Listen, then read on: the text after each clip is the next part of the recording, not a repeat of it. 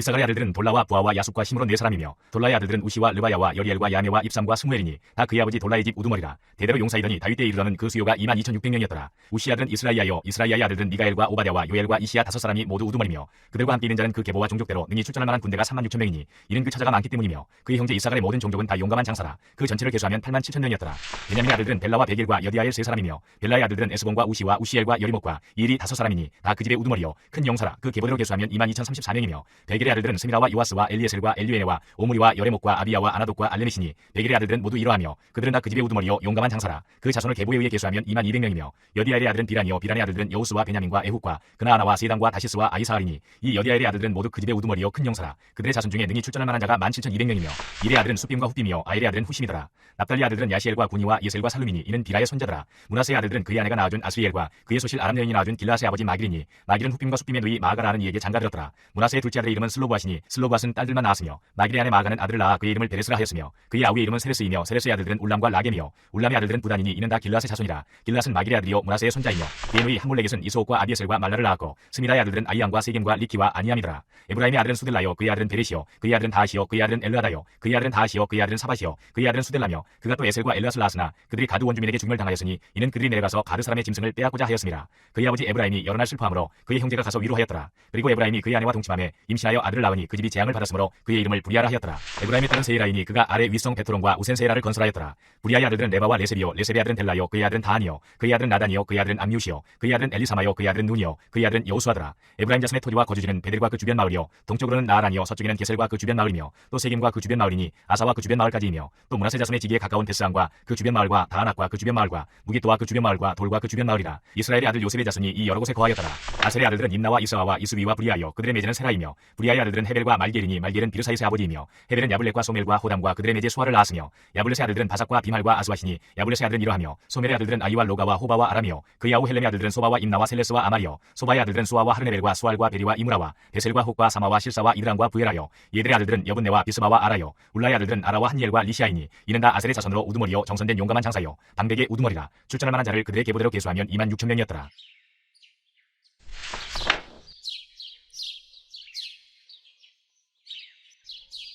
오늘 본문에서는 베냐민 지파를 제외하고는 모두 북왕국 이스라엘 지파들을 소개하고 있는데요. 이사갈, 납달리, 므낫세, 에브라임, 아셀 지파의 족보입니다. 족보는 일반적으로 사람 이름의 나열이지만 가끔 어떤 사람들은 이 족보 속에서도 짧게나마 그 사람의 행적들, 그 사람에 대한 특징들을 묘사하고 있는 부분들을 종종 발견하곤 합니다. 하나님께서는 왜 이 족보, 그 이름을 나열하고 있는 가운데서 어떤 사람들은 특별하게 좀 더 설명을 하고 있는 것일까요? 그것은 그 사람들의 행적을 통해서 하나님께서 우리들에게 꼭 하시고 싶은 말씀이 있다는 것이겠죠. 오늘에는 이렇게 세 명이 특별하게 기록되어 있는데 므낫세와 슬로보아과 에브라임이 그 사람들입니다. 오늘은 이 세 사람을 통해서 주시는 하나님의 교훈이 무엇인지 묵상해 보도록 하겠습니다. 첫 번째로 먼저 므낫세는 아람 여인 소실을 통해서 마귀를 낳았다라고 설명하고 있습니다. 14절인데요. 같이 한번 읽어볼까요? 므낫세의 아들들은 그의 아내가 낳아준 아스리엘과 그의 소실 아람 여인이 낳아준 길라스의 아버지 마길이며, 아람 사람은 시리아, 메소포타미아 등지에 퍼져 살던 사람들인데 이삭의 아내인 리브가가 이 아람 사람이며 엘리사 선지자에게 문둥병을 치료받고 하나님을 섬기기로 작정했던 그 나아만 장군도 이 아람 사람입니다. 이처럼 아람 사람은 오늘 본문처럼 므낫세가 아람 여인과 결혼하기 이전부터 리브가와 이삭의 결혼을 통해서 이스라엘과 혈연 관계였고, 심지어 모세 선생님은 이 아람 사람에 대해서 이렇게 표현했습니다. 내 조상은 유리하는 아람 사람이다. 이렇게 표현할 정도로 이스라엘 백성들의 조상이 아람 사람이다 라는 그런 말들을 하고 있었다는 것이죠. 유대인들은 이방인들을 혐오하고 멸시하였지만 이처럼 성경 계속해서 일찍부터 이방인들이 하나님의 백성 이스라엘의 공동체로 자연스럽게 들어오고 있었음을 보여주고 있는 것입니다. 우리가 경계해야 할 것은 이방인이 아닙니다. 그들을 지배하고 있는 악한 영들인 줄로 믿습니다. 이를 에베소서 6장 12절에서는 이렇게 말씀하십니다. 우리의 씨름은 혈과 육을 상대하는 것이 아니요 통치자들과 권세들과 이 어둠의 세상 주관자들과 하늘에 있는 악의 영들을 상대함이라. 아멘.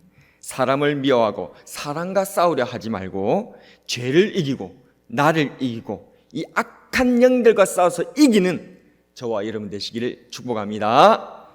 두 번째로 슬로보앗은 딸들만 낳았다라고 소개하고 있습니다. 15절 말씀 같이 한번 읽어볼까요? 15절입니다. 시작. 마길은 훗빔과 순밈의 누이 마아가라 하는 이에게 장가들었더라. 므낫세의 둘째 아들의 이름은 슬로보앗이니 슬로보앗은 딸들만 낳았으며. 아멘. 여러분, 성경이 이 딸들만 낳은 슬로보앗의 이야기를 얼마나 자주 언급하고 있는지 아십니까?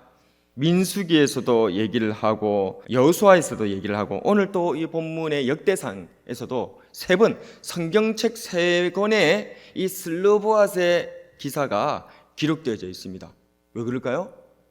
중요하니까요. 슬로보앗은 모세시대 광야에서 아들 없이 딸만 5 낳고는 죽어버렸습니다. 아버지가 아들 없이 죽자 당시엔 딸이 아버지의 기업을 잇는 법이 없었어요.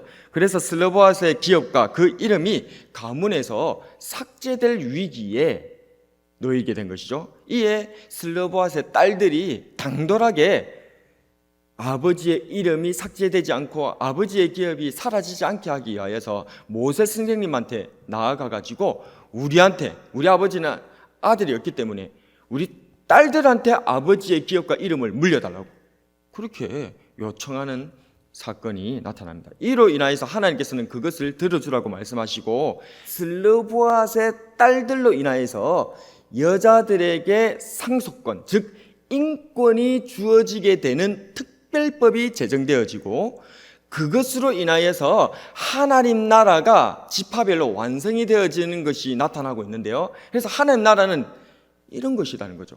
이렇게 여자로 대표되어지는 약자에게도 하나님의 은혜와 사랑과 권한이 똑같이 주어지는 그러한 나라, 그게 하나님의 나라다라는 것을 하나님께서 이 슬로보앗의 딸들을 통해서 얘기해 주고 있다는 것입니다. 이를 통해서 우리가 받을 수 있는 교훈은 하나님께서는 여자로 대표되는 약자들의 인권까지도 보호하신다는 것이죠. 우리 그리스도인들은 약자들의 인권을 보호해야 될 줄로 믿습니다.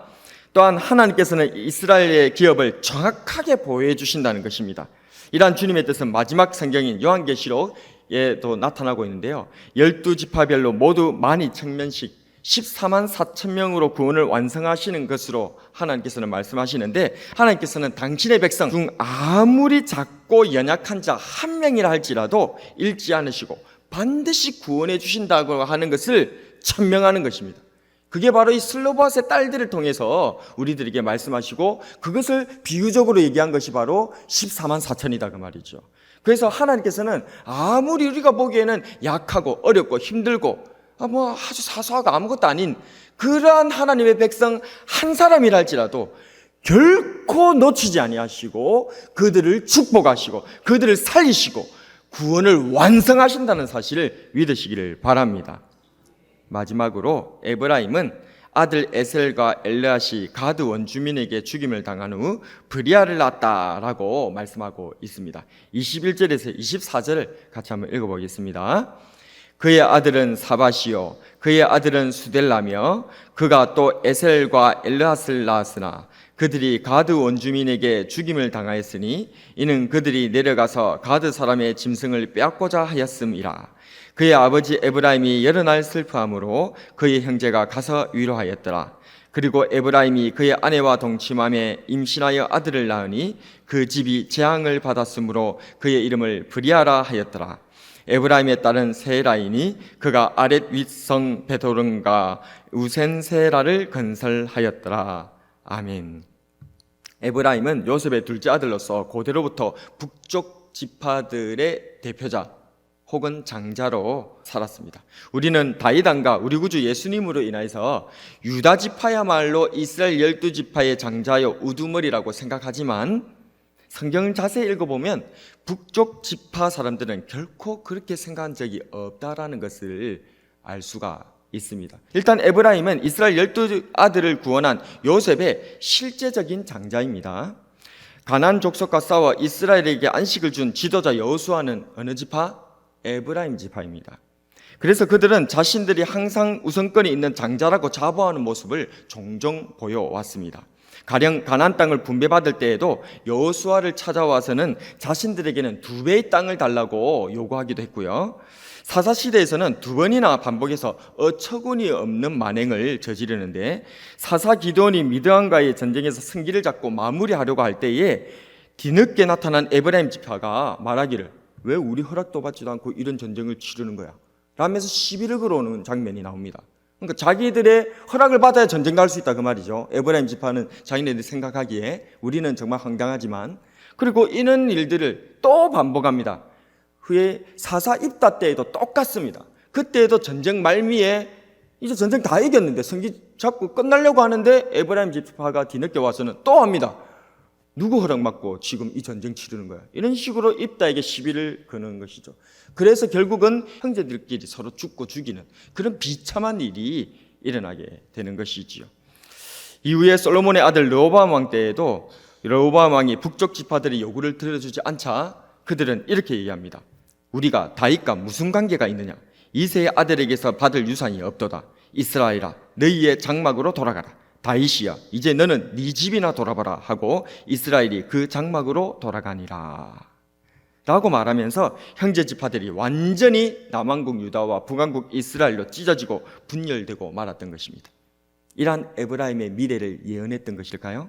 오늘 본문 21절에서 23절에 보면 에브라임이 자신의 2 아들 에셀과 엘르앗이 대적인 블레셋 가드 원주민에게 죽임을 당한 후 브리아를 낳았다라고 말씀하고 있습니다. 여기서 이 아들들의 이름이 의미심장합니다.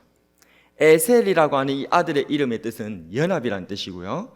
엘르앗이라고 하는 아들의 이 이름은 도움이라는 뜻이고, 그리고 브리아는 재앙이라는 뜻입니다. 즉 에브라임은 연합과 도움을 잃어버리는 재앙을 낳고는 24절에서 그 딸 세라가 세례의 성을 건설했다라고 기록하고 있는 것이죠. 이것은 후일 에브라임 지파가 유다를 비롯한 형제 지파와의 연합과 도움을 깨뜨리는 재앙을 가져온 후 북왕국 이스라엘을 건설하는 것과 일치하는 내용입니다. 형제들과 연합과 도움을 잃고 재앙을 얻은 에브라임 지파, 우리는 연합과 도움으로 하나님의 선을 이루어가야 하는 줄로 믿습니다. 로마서 8장 28절에 우리가 알거니와 하나님을 사랑하는 자 곧 그의 뜻대로 부르심을 입은 자들에게는 모든 것이 합력하여 선을 이루느니라. 아멘. 하나님을 사랑하기 때문에 내 생각, 내 감정을 내려놓고 모든 것을 합력하여서 선을 이루어가는 저와 여러분이 되기를 축복합니다. 말씀을 정리하겠습니다. 오늘은 북쪽 지파들의 족보들을 살펴보았습니다. 사람을 미워하고 사람과 싸우려 하지 말고 죄를 이기고 나를 이기고 악한 영들과 싸워 이기는 저와 여러분이 되기를 바랍니다. 하나님께서는 당신의 백성 중 아무리 작고 연약한 자 한 명이랄지라도 잃지 않으시고 반드시 구원하시는 분이시라는 사실을 믿고 희망을 가지시기를 바랍니다. 또한 형제들과 연합하고 도와주어 함께 하나님 나라를 세워가는 예수님의 사랑을 나누는 저와 여러분이 되기를 바랍니다. 이처럼 하나님의 사랑의 역사가 흐르는 아름다운 족보를 우리의 가정에, 우리의 교회에 써내려가는 저와 여러분이 되길 주님의 이름으로 축복합니다.